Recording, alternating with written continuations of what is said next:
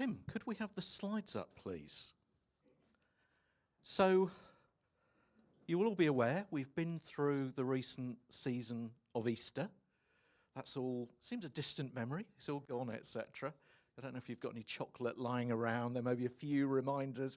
Mine went quite quickly, so there's none with us. But we're into a slightly different season now, and the topic that we want to look at this morning is that bit after Easter, which is Jesus at God's right hand. Now, why are we talking about that? Well, the reason being, after Jesus had been resurrected from the dead, and after 40 days on earth, the Bible talks about his ascension. I'm not going to go into all of those details, but then a little bit later on, in the book of Ephesians, it talks about where Jesus is, what happened when he ascended. I want to focus on that this morning and draw some things out from that I hope are going to be relevant. So, a lot of words, but follow them with me if you can. And if you've got a Bible to hand, either physical or digital, please turn to Ephesians chapter 11 and reading from verse 15. So, it says this. Paul says this to the church in the Ephesians. For this reason, ever since I heard about your faith in the Lord Jesus and your love for all God's people, I've not stopped giving thanks for you, remembering you in my prayers. I keep asking that the Lord God of the God of our Lord Jesus Christ, the glorious Father, may give you the spirit of wisdom. And this is the really important bit. This is the crux of what he was trying to get to, so you may know him better.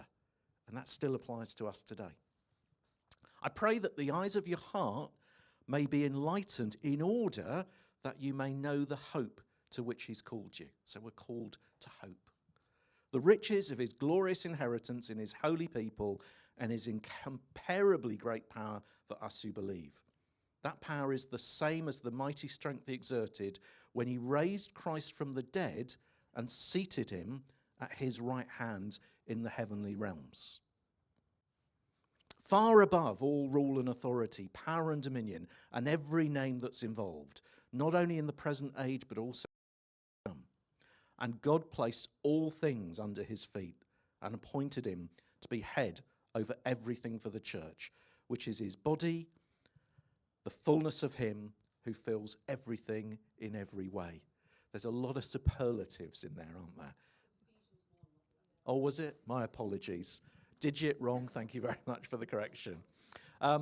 So, what we've got is a really big statement. It's talking about Jesus being ascended, being at God's right hand. It sounds great. It looks like it's really important. It looks like there was a key message there that the writer was saying, I want you to know about this. I want you to know about the hope to which you're called, and this is something which you need to know in that context. But we need to unpack it a little bit, I would suggest, to really get to grips with maybe what that means to us today. And so, to do that, the practicalities of what that means to us. Firstly, it may mean different things to different people, but I think there's some key truths that I just want to go through. And what I'm going to suggest is we might need to look at things from a slightly different perspective. So we can just focus on the verse, the particular bit, Jesus at God's right hand, but there's a wider context. We kind of have to zoom out a little bit, if that makes sense, which is a little bit like this. And I'm going to get us to do something just to start with to show you what I mean.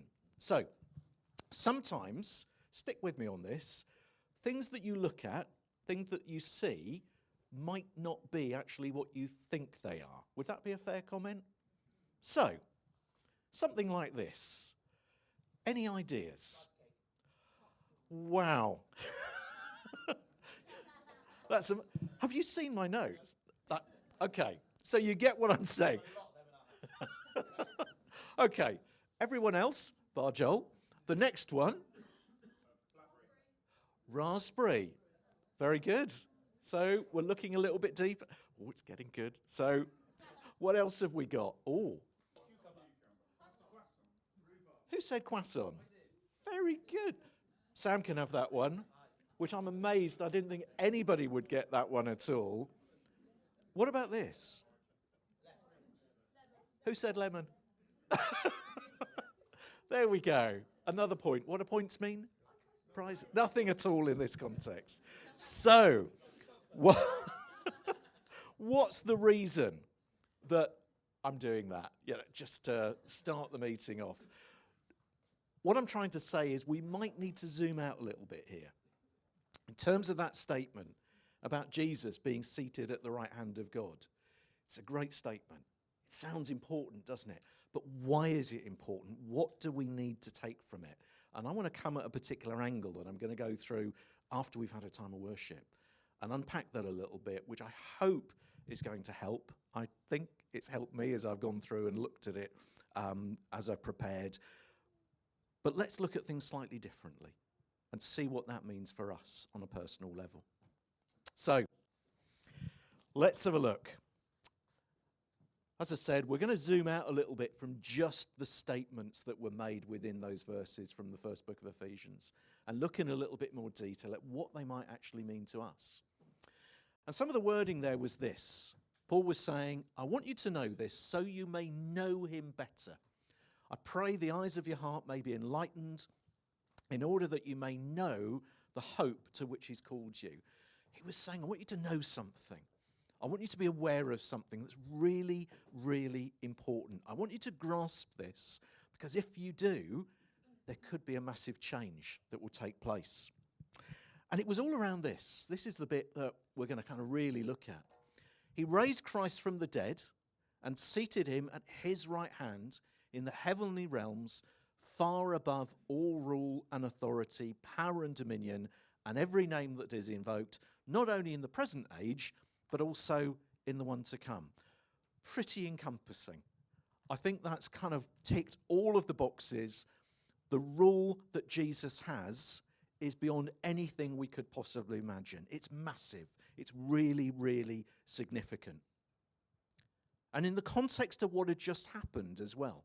So bear in mind that what we're being referred to is something that took place after Jesus had died and rose again. 40 days after he ascends to the right hand, where all of this power comes in to being. And what that was really meaning is that everything had changed. Everything had altered.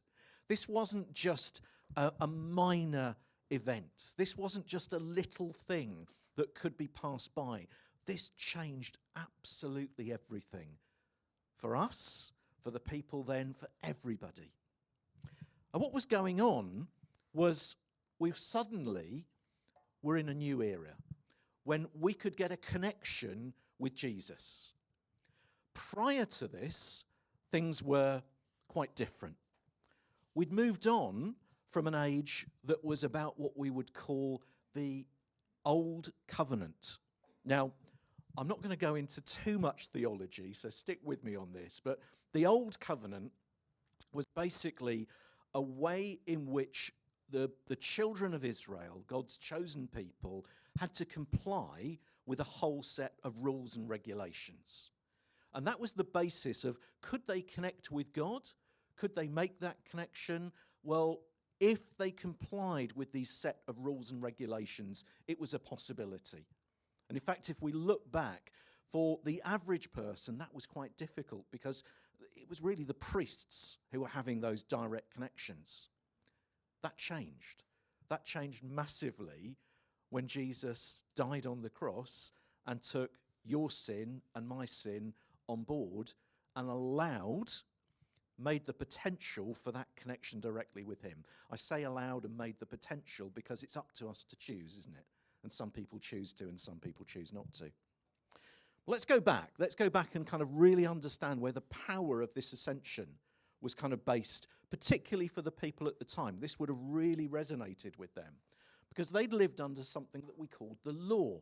And if you go back into the Old Testament and you dig around, books like Leviticus, is anyone a really big fan of Leviticus? Some quite challenging bits in there, aren't there? Some bits which, if I'm honest, I don't fully understand. I struggle with. Things which are hard for us to really get our heads around. Now, bear in mind that prior to the death of Jesus and his resurrection, people were having to live under all of this stuff and try and work it out. Can I eat this? Can I not eat that? You know, pork was out, bacon was out. Goodness me. That would have been really tough, wouldn't it? Lots and lots of things, lots of challenges. And what was going on? There was a whole code of conduct. It covered the moral, the civil, the ceremonial. If you look at it, the first 5 books of the Bible are covering all of this in great, great detail. It's about that covenant relationship. If you do this, then I'll stick with you. But you've got to go through all of these hoops to get there. It covered moral, ceremonial, relational, civil, social. Every aspect of life was covered. And you had people, you recall within the Bible we hear about the Pharisees and the Sadducees and all these other guys who spent all of their time really straining through the detail of what was in there because it was so important. They didn't want to get something wrong. I look on that and I think, goodness me, that must have been really, really hard work, really tough. And what we see from the law is it's almost impossible to comply. For each one of us here, I don't think we could do it. Living that life, complying with all those rules and regulations would have been, still is, almost impossible for us to do. I'd say impossible. So, the good news is when Jesus died and was resurrected, the power of that law that everyone had to comply with, suddenly, rather than having to go through that and do all of these things, Jesus opened up a way for us to make that connection. Fantastic, undeserved, which is where we have been singing about amazing grace. That's the grace that we're talking about. Now, the law was very different to the grace that we talk about. It was a kind of work-to-rule system. Did anyone else here grow up in the 70s? Don't want to reveal it if you did you? But I grew up in the 70s, and there was a lot of industrial unrest. And the unions would all go out on strike. I'm not making any political points, by the way. If you're a member of a union, that's absolutely fine. But the unions would say, right, brothers, all out, one out. And it was a really different time, and they would work to rule. Now, the work to rule approach is really interesting. Because you think, well, if all I'm doing is what I'm supposed to do, surely everything will go okay. But it's not true. It's the little extra bits that make work work. It's the discretionary effort. If all you ever did was exactly what your job description was, you might find it's difficult to fulfill your job role. So let me explain this, that we can try and keep rigidly to the rules, but if we break just one little thing, there's a problem. Has anyone else here ever had to attend a speed awareness course? No, never. No, it's just me. I'm the only one that's ever done it. I reckon there should be a few more hands, to be honest. When I went to my speed awareness course, it was over in Yeovilton, the Fleet Air Arm Museum, which is quite interesting. I'm not the only one who's been. So we're at this course, and what's fascinating is all of the people there. We talk about, what's happened, why we're there. I would say the majority of people were just a little bit over the limit. Not drinking, that wasn't why I was there. Speed limit is what I'm talking about, just to point that out. I'd done 34 in a 30. I know, dreadful stone him, they say. But just a little bit over the limit was enough to break the law. So when we try and keep to the rules, when we try and do things really, really well, almost invariably, we're not going to be able to do it. It's impossible. We just can't do it in our own strength. And you see, for the children of Israel, they were trying really hard. For centuries and centuries, they were working under this system that was really, really difficult. But there was a bigger plan in it all. The law showed us how impossible it is to fulfill God's requirements in our own merit, on our own right. And that's why Jesus came. And that's why he came and avoided us having to live like this. Because if you have to live like the law, the law is what you're straining to and trying to keep, it can be really, really hard. So we don't much as I love this character, we don't want to go around like that, do we? But Jesus fulfilled the law. It doesn't say the law is gone, it says he fulfilled it. He brought things together. I'm going to explain what that means. And because of that, we live under a completely different system that means we shouldn't be looking like Eeyore, we should be looking a little bit more like this. Maybe we're not all quite as bouncy. I think there's some of us who may be that way. But, life should be an awful lot better. When you try and keep the law, when you try and keep the rules for a long period of time, it's hard. If I've been driving on the motorway and I'm being really, really careful, I'm doing 68 miles an hour, every now and again, particularly after I've been doing it for a long, long time, I'm tempted to just go a little bit faster, maybe 71 or 72, or maybe a little bit more occasionally. But trying to do that longer term is really, really tough.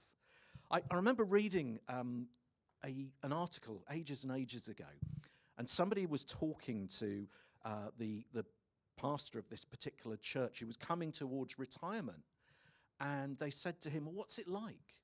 Thinking he was going to talk about how great it was and all these wonderful things. And he said, it's like going down a highway and I'm going past the telegraph poles one at a time thinking, when is the end coming? And I thought, how sad that is. And when you live with that sense of obligation, when you live with that sense of maybe not under law, but feeling I just need to keep the rules without any of the love and the grace involved, life's hard.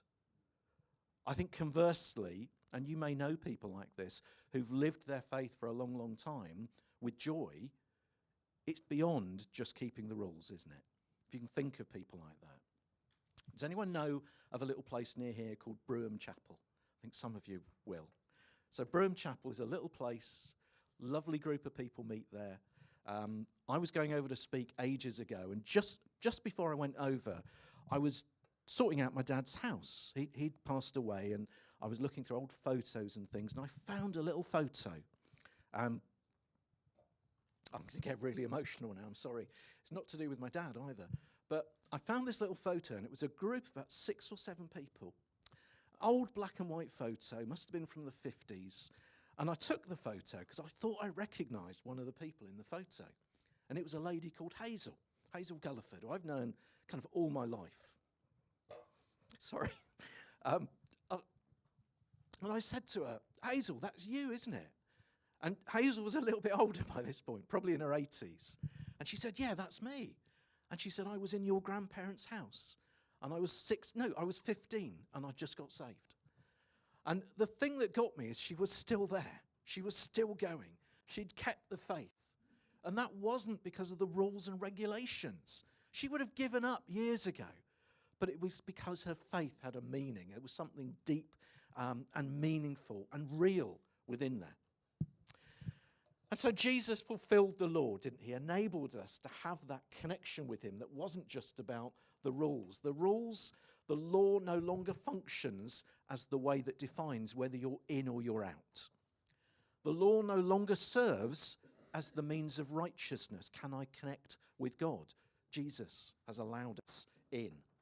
And the sacrificial system of sacrificing lambs and goats and sheep is gone because Jesus made the ultimate sacrifice. That's what he did. Now, let's look at this. Because what does this mean to us? What does this grace that he's given us mean? Matthew 22 says this. Hearing that Jesus had silenced the Sadducees, the Pharisees got together. So these are these 2 groups of people who are really into the law and what the rules and regulations say. One of them, an expert in the law, so even better than the others, tested him with this question. Teacher, which is the greatest commandment? And these guys would have had all sorts of theories, all sorts of views on this. And they thought, well, he's going to answer and we're going to prove him wrong. And Jesus said this. Love the Lord your God with all your heart and with all your soul and with all your mind. That's the first and the greatest commandment. And the second is like it. Love your neighbor as yourself. All the law and the prophets hang on these 2 commands. So he was saying those books of the law, the prophets, the Torah for the children of Israel, those are all fulfilled by this simple statement. Now, the reason that all of those are fulfilled is something we call grace, amazing grace. We've got all sorts of different definitions. I'm not going to give you a perfect definition, but I'm just going to say this. Grace is undeserved love that changes you rather than condemns you. And when Jesus died and rose again, he enabled that grace to be poured out for each and every one of us. And many of us here have accepted that. It's an incredible thing, isn't it? It's a really, really mind-blowing concept that even somebody who was really bad is enabled to be forgiven. So if we can think of maybe the worst criminal, we were talking about criminals earlier, weren't we? The worst person you can think of who's done terrible, terrible things, far worse than you've ever done, far worse than I've ever done, very, very guilty, that person can still be forgiven. That's grace in action, which is really mind-blowing. And that reinforces that we're not in this system of rigid rules and regulations anymore. Because justice would say that person needs to be punished. They need to go through a whole process in order to pay for what they've done. But grace comes along with the power that Jesus has by sitting at the right hand and says, right, that's all changed. Now, let's look again at what this might mean, because the statement from Paul is, I want you to know this. I want you to live this stuff. So it's not just about understanding, it's putting into practice. And I'm going to suggest this, that grace isn't just a license to do whatever we want to do, because the rules and regulations have gone, but it's a reason that we can start to live differently. We can start to really understand the love that Jesus has for each and every one of us and how he wants us to live in the goodness of that. He gives it to us absolutely as a free gift. But like any gift, you have to unwrap it. There's no point in you having a present that you got maybe at Christmas time and it's sitting in a cupboard somewhere and you've not opened it. That would be crazy, wouldn't it? You wouldn't do that. And exactly the same way, when we embrace grace, we're going to start living differently. It's going to have an effect on us. And so rather than it being we are trying to live a certain way because of rules and regulations, our lives become a response to that undeserved favour. The rules aren't necessary. They're there to a certain extent in the background. They're hovering around, and there are some rules from the Old Covenant which are quite useful and give us a bit of a guide as to maybe how we should live. But beyond that, grace says our response is what has God done for us through the sacrifice of Jesus. Sometimes we look at these verses, don't we? And we think, that's great. It looks like Jesus is in a really good position up in heaven. Let's bring it down to reality here. He's seated at the right hand. He loves us. He's in authority. He's representing us before God. And we've got access to him. And he then, because of that, enables us to live the life that we're supposed to live. We can live in the fulfillment of the law, loving God and loving each other, not in our own strength, not in our, I'm going to really try hard to do this, but with his power. It's a little bit like this. This is not going to be a great analogy, but it's one that's very current and contemporary for me. So if you've got a toddler, everyone knows little toddlers, some more than most. If you've got a little toddler, like my grandson, they often will direct you to do what they want you to do for them. So stick with me on this. I looked after my grandson yesterday. I'm convinced it was for at least 10 hours. My family say it was only 3, but it felt like a long, long, long time. And very regularly, he'll just sort of grab my hand and go, Bubba, Bubba, and he points me or pushes me or prods me to do something that he wants me to do. He's using my power to live the life that he wants to live. So I did say I'm stretching the analogy massively here, and you can see lots of weaknesses in it, but could we think about it a little bit like that? That God, I'm really struggling. I don't really know what to do. I haven't got the strength to do this. Can you do it for me? Can I grab your hand, like my little grandson does with me, and say, can you do this? And he says yes. That's the amazing thing. So let's really think about the practicalities again, because we're kind of saying there was a purpose to this statement that was made in Ephesians. Let's kind of really drill in.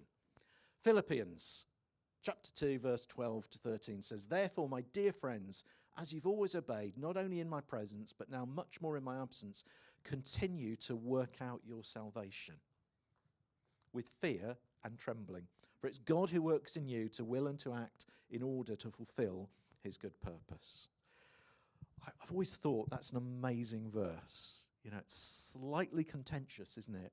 Working out salvation with fear and trembling. Are we supposed to be frightened of God? I'm not sure in the wider context of what I understand it can mean quite that, but I think it means it's really serious. I think it means we've got to do this stuff. And when we do that, we've got to do something about it. We've got to put things into practice. I got an Amazon gift card recently, and it was great. Some money on my Amazon gift card, but I've got to do something with it, haven't I? I've got to activate it. I've got to put the code into Amazon, otherwise nothing happens. And the same way, this whole aspect of what are we doing about working out our salvation? We're doing things. We're allowing God to change us, not by following a rigid set of rules and regulations, but by listening, by actively saying, God, what do you want me to do? So that's going to have a big impact on us. So really embracing this concept that Jesus is sitting at God's right hand has an enormous implication, because what it's going to come down to, if we really accept it, we've got to start living in that grace. We accept the salvation through grace, we live by grace, and we start to show in the way that we live that we love God, we love others. That starts to shape our choices, our character, our relationships, everything about us. And if you're anything like me, that is really, really hard. Many, many times I think I'd like to be a grumpy so-and-so. I actually have a little stuffed toy, an Eeyore, on my desk to remind me that I do get a little bit grumpy sometimes and I need to stop it. And, that's quite jovial, but it is a reminder to me that actually I probably can't do that on my own. I've got a certain character, I've got a certain personality, I've certain lived experiences that might make me a little bit grumpy from time to time, but God's grace says different, says you can be different, and in fact you should be different. So how do we do that? How do we do it on a really practical level? Well, can I suggest that's going to be a little bit different for each and every one of us? And I absolutely don't want to stand here and say, look, this is what you must do to put this into practice. But I do know there's been some things that I've had to look at, and they might resonate with you. So, putting our faith before our feelings. Sometimes I want to do things because I feel a certain way. I don't want to help others. I don't want to go out of my way to show Jesus' love in a practical way. But the word says I've got to. So my faith comes first.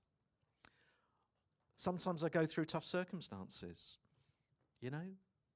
Physical health, mental health, finances. We all go through different things. Actually, putting our faith into action, living by grace, says, God, I'm going to trust you, despite what's going on.